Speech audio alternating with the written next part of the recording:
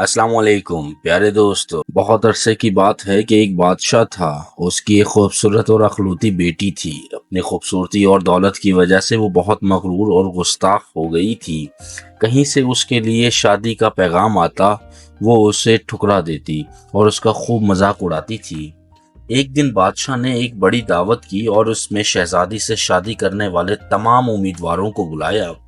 सब लोग अपने अपने मर्तबे के लिहाज से कुर्सियों पर बैठ गए।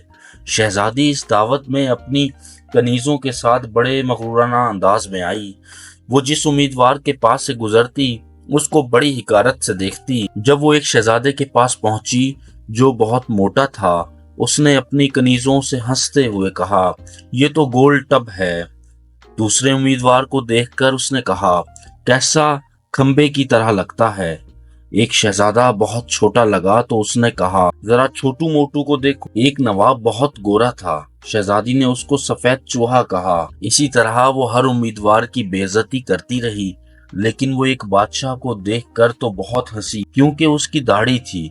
उसने मजाक उड़ाते हुए कहा, जरा इसे देखो, इसने चेहरे पर कैसी झाड़ फूस उगा रखी है। बादशाह ने जब देखा कि उसकी बेटी ने मेहमानों की बेइज्जती की है तो उसे बहुत गुस्सा आया।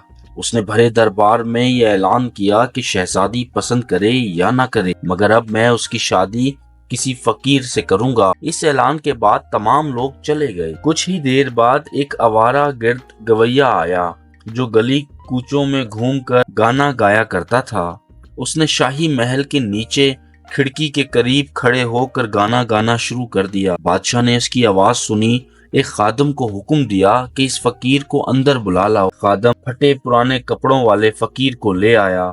इस फकीर गवैये ने बादशाह और शहजादी के सामने बहुत अच्छा गाना गाया और बादशाह से इनाम मांगा। बादशाह ने कहा, तुमने बहुत अच्छा गाना सुनाया है, मैं तुम्हें अच्छा इनाम दूंगा। मैं अपनी बेटी की शादी तुमसे करूंगा। जब शहजादी ने ये सुना तो बदहवास हो गई। वो बहुत रोई पीटी, मगर बादशाह ने उसकी एक ना सुनी। बादशाह ने उसे डांटते हुए कहा, मैंने मेहमानों के सामने कसम खाई थी कि तुम्हारी शादी किसी फकीर से करूंगा। अब वो कसम पूरी कर रहा हूँ। ये कहकर बादशाह ने काजी को बुलाया और मगरूर शहजादी की शादी आवारा गिर्द गवैये के साथ करा दी और फिर हुक्म दिया कि तुम अपने शौहर के साथ जाने की तैयारी करो। शहजादी रोती पीटती फकीर के साथ चल दी।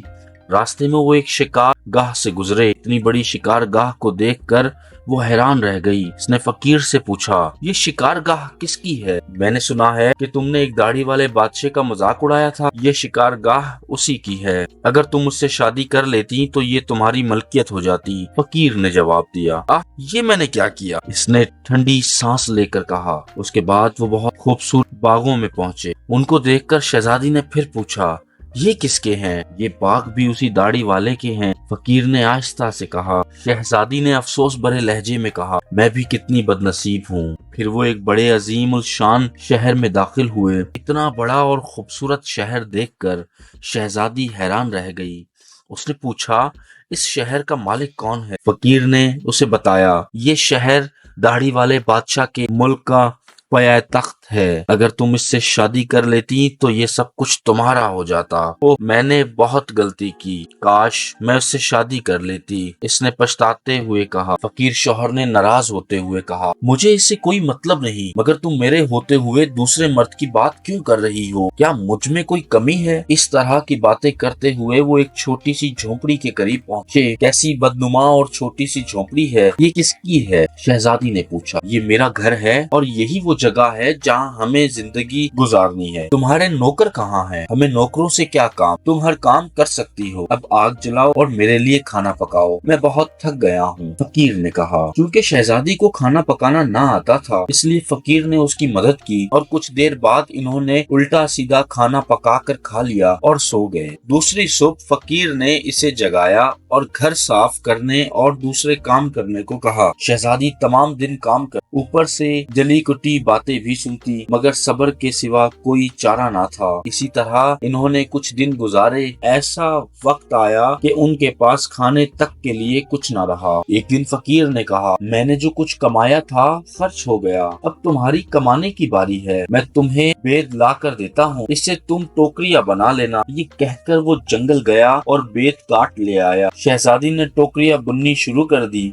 इसने पहले कभी कोई ऐसा मेहनत का काम नहीं किया था, इसलिए इसकी उंगलियां जख्मी हो गई और उनसे खून बहने लगा। ये देखकर उसके शौहर ने कहा, मेरा ख्याल है ये काम तुम नहीं कर सकती, मैं तुम्हें कुछ सूत ला कर देता हूँ, इससे कपड़ा बुन लेना। मगर वो ये भी ना कर सकी। फकीर ने कहा, तुम तो मेरे लिए बिल्कुल बेकार हो, तुम कोई काम नहीं कर सकती, तुमसे शादी करके मुझे बड़ा नुकसान हुआ है। बहरहाल मैं कोशिश करता हूँ कि तुम्हारे लिए मिट्टी के बर्तन ला दूं, तुम बाजार जाकर उनको बेच दिया करना। मगरूर शहजादी ने अकड़ कर कहा, मगर जब मैं बाजार में खड़ी होंगी तो मेरे मुल्क के लोग मुझे इस हाल में देखकर खूब हंसेंगे। फकीर ने कहा, ये मेरा मसला नहीं है, अगर तुम भूख से मरना नहीं चाहती तो तुम्हें ये काम करना पड़ेगा। मिट्टी के बर्तन बेचने का काम बहुत अच्छा चल रहा था। लोग जब एक खूबसूरत लड़की को बाजार में बर्तन बेचते देखते तो इस पर तरस खाकर कुछ न कुछ खरीद लेते। बर्तन बिक गए तो फकीर ने और बर्तन ला कर दे दी। इसी दौरान एक गसील बदमिजाज सिपाही वहाँ से गुजरा। इसने बाजार के बीच बर्तन रखे हुए देखकर उन्हें लात मारकर तोड़ दिया और कहा, आइंदा इस तरह रास्ता मत घेरना। शहजादी बहुत परेशान हुई। उसने सारा किस्सा घर आकर अपने शौहर को सुनाया। तुम इंतहाई बेवकूफ हो, तुमसे किसने कहा कि बीच बाजार में बर्तन लेकर बैठ जाओ, आखिर वहाँ से लोगों को गुजरने में दुश्वारी होती है। मेरा ख्याल है कि ये भी तुम्हारे बस का काम नहीं। खैर है, शाही महल जाऊंगा, हो सकता है वहाँ तुम्हारे लिए कोई काम निकल आए। ये कहकर वो शाही महल रवाना हो गया। शाम को फकीर ने वापस आकर कहा, शाही महल में तुम्हारे लिए मददगार बावर्ची की जगह मिल गई है, अब कम से कम हमें खाने को खूब मिल जाया करेगा। और इस तरह मगरूर शहजादी एक मददगार बावर्ची बन गई। वो हर रोज सुबह से शाम तक बावर्ची खाने के सारे काम करती और शाम को लोगों के आगे बचा हुआ खाना लेकर इस तरह दोनों मियाँ बीवी का गुजारा हो जाता। महल में आए हुए कुछ दिन ही गुजरे थे कि उसने सुना कि महल में कोई शादी की तकरीब होने वाली है। मुकर्ररा दिन जब वो मेहमान आने शुरू हुए तो बावर्ची खाने की खिड़की से उन्हें देख रही थी। नकीब और चौबेदार जुर्क बुर्क कपड़ों में मेहमानों का इस्तकबाल कर रहे थे। हर तरफ बड़ी शान शौकत और धूमधाम नजर आ रही थी, लेकिन शहजादी अपनी किस्मत पर आंसू बहा रही थी। वो अपने गरूर और तकब्बुर और बेवकूफी पर पछता रही थी। इसी दौरान कुछ खादमाएं आईं और उन्होंने उसको बहुत से मजेदार खाने दिए